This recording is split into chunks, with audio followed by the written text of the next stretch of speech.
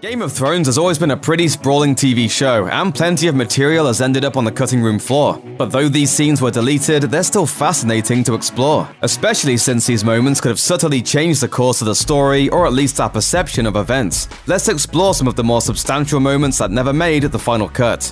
The execution of Littlefinger was one of the most shocking moments in the Season 7 finale, but how did Sansa and Arya Stark come to learn about his whole lifetime of crimes? In an interview with Variety, actor Isaac Hempstead Wright, who portrays Bran Stark, revealed that he shot a deleted sequence with Sophie Turner, who portrays Sansa. In the scene, Sansa reportedly consulted with Bran just ahead of Littlefinger's trial. As you may recall, Sansa was convinced her sister Arya was out to assassinate her in order to become the Lady of Winterfell. Arya suspected the same of Sansa, and it was all thanks to that master manipulator, Littlefinger. Viewers were sweating buckets watching the Season 7 finale, since it looked like one of the Stark sisters might kill the other. But then Sansa and Arya flipped the script, sentencing Littlefinger to death, revealing their feud to be an elaborate ruse.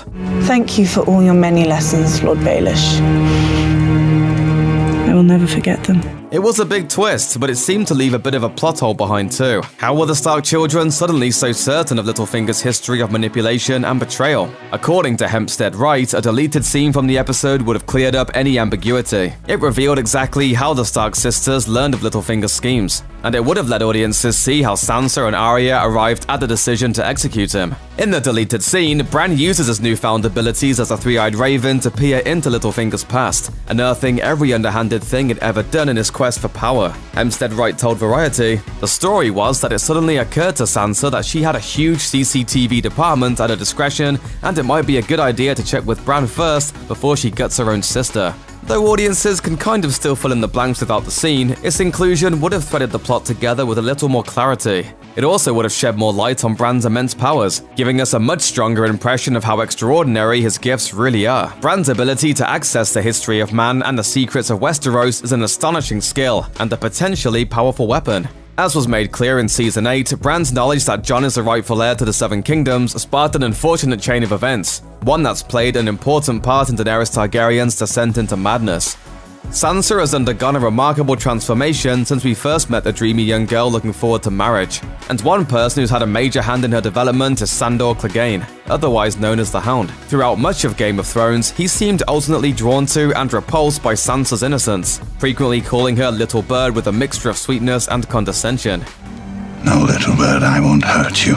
Of course, the Hound uses that nickname again in the 4th episode of Season 8, when the dynamics between the two are remarkably different. It's a scene that highlights just how much Sansa has grown throughout the course of Game of Thrones. You've changed, Little Bird. Yet one deleted scene all the way back in Season 2 depicts a Sansa who's already prepared to stand up to the Hound. Sing. I don't know any songs. Not anymore. Instead of a quivering waif, we see a young woman who's perfectly willing to stand her ground. And perhaps that was the problem. The scene of her standing up for herself, even a little bit, could have been seen as too much too soon, as far as Sansa's development is concerned. Sansa and the Hound's Season 8 reunion certainly wouldn't have been half as bittersweet if she'd already demonstrated the potential for such strength way back in Season 2. Tormund has always been right at the center of the tension between the Night's Watch and the Wildlings. He's helpful to the Night's Watch, but he's not sentimental about their history. He's committed to being part of the Free Folk, but he's also Jon Snow's friend. When Jon was the commander of the Night's Watch, he welcomed Tormund and other Wildlings across the wall. That brought the tension to its boiling point, resulting in the slaying of Jon Snow. In a deleted scene from Season 5 that would have taken place before Jon's death and resurrection, Sir Alistair Thorne, one of Snow's eventual killers, verbally spars with Tormund. He lets Tormund know just how much he distrusts him and how little he likes housing him. Tormund gruffly replies, You must no longer be in charge then.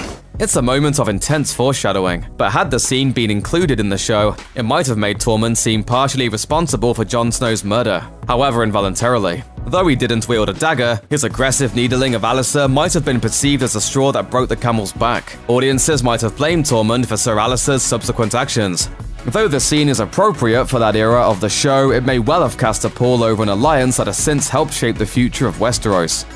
Game of Thrones mines conflict from absolutely every angle. Life against death, woman against man, religion against cynicism. Another major clash? The ongoing animosity between the nobility and common folk of Westeros. The prostitute Shae had a pretty long run on Game of Thrones, but her luck eventually ran out. First, there was her damaging testimony against Tyrion Lannister, who then tragically killed her when he encountered her in his father's bed. It was tragic and it was extreme, but a deleted scene between Shae and Bronn reveals a far more tender side to the conflict, and it might change how you view Shae's actions. In the scene, Bronn commiserates with Shae as a fellow commoner. These people, even the good ones, they use us as they please.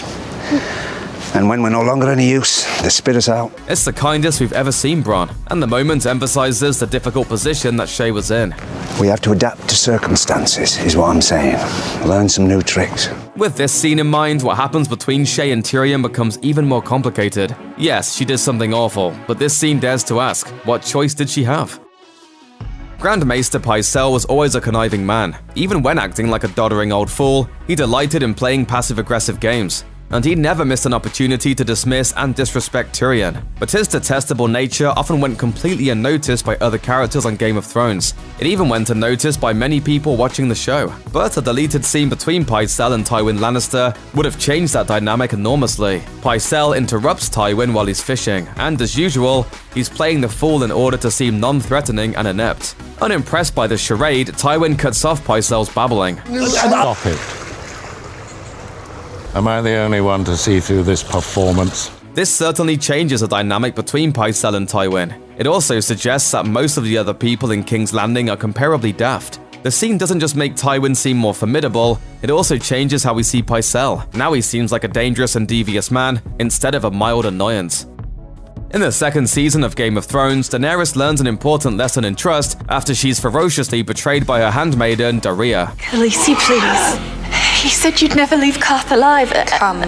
Doreah meets a wholly unfortunate end, with Daenerys sealing her inside a vault to die, which is arguably kind of a harsh way to take somebody out. As it turns out, we didn't even see the worst of Doreah's actions. In a deleted scene from Season 2, she gleefully strangles Daenerys' handmaiden Irri to death. Of course, that scene effectively turns Doreah into a far more insidious character, and it makes her betrayal seem so much worse than what we ever saw on screen.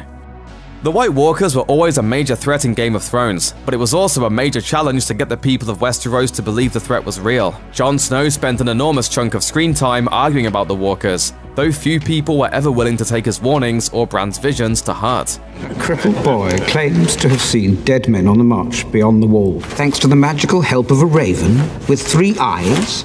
Yes, it is a bit much. But in a deleted Season 2 scene that we never got to see, it's revealed that Tywin Lannister took the White Walkers quite seriously from early on. After hearing stories of corpses with blue eyes and their bone-white masters, Tywin discusses sending an envoy to Mance Rayder, and then the King Beyond the Wall. This plot development would have seriously changed our perception of Tywin, and it would have considerably raised the stakes for the Lannisters as a whole. Had the scene aired, we would have seen the first major house start preparing for battle with the White Walkers far ahead of time, while pretty much everyone else was too busy being skeptical. Renly's death was a linchpin of several plot threads: Melisandre's dark and complex magic, the Tyrell's insatiable thirst for power, and the War of the Five Kings. Renly had the charm and charisma that Stannis lacked.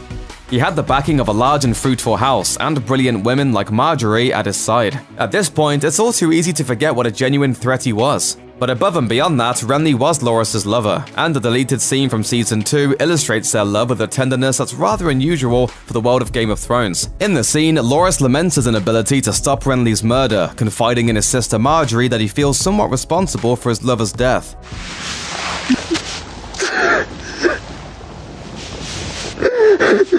Marjorie urges Loras to turn his attention to their family.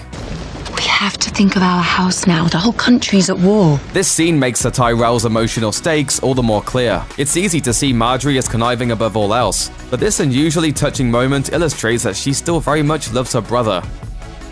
Olenna Tyrell was one of the most fearsome characters in Game of Thrones. A brilliant strategist, a cynical plotter, and a devoted grandmother, she was a woman who'd do anything to protect her family and their interests. Case in point, her murder of Joffrey Baratheon at his wedding. In a deleted scene from Season 6, she discusses the Lannisters with her son, Mace Tyrell. After Mace has made Cersei's Master of Coin, he's evidently unable to see how he's being manipulated. But Olenna sees exactly what's going on, and she's determined to keep Loras and Marjorie as safe as possible. Cersei Lannister sister sent you to Bravos to get you out of her way.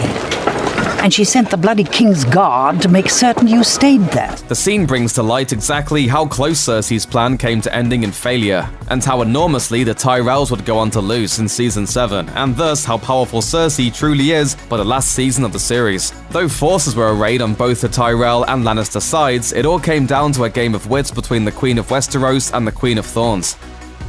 The dire wolves have always been more than pets. Their fates have foreshadowed and influenced the fates of the Stark children from the very beginning, from Lady's death and Sansa's subsequent suffering, to Grey Wind's mutilation and Robb's murder at the Red Wedding. In a deleted scene from Season 7, Jon gives Ghost an important task before he sets off to meet Daenerys: keep Sansa safe. Ghost is essentially the only Stark direwolf left. Yes, there's still Nymeria, but that's a story for another day. The fact that Jon entrusted this job to Ghost is a sign of just how deeply he cares for Sansa. It also emphasizes how important Sansa, Arya, Jon, and Bran are to each other. Their strong alliance has survived that of the Lannisters, the Tyrells, and the Targaryens. Ghost is a part of Jon, or at least he used to be, before the King in the North up and ditched him in Season 8. You really do know nothing, Jon Snow. Check out one of our newest videos right here. Plus, even more Looper videos about Game of Thrones are coming soon. Subscribe to our YouTube channel and hit the bell so you don't miss a single one.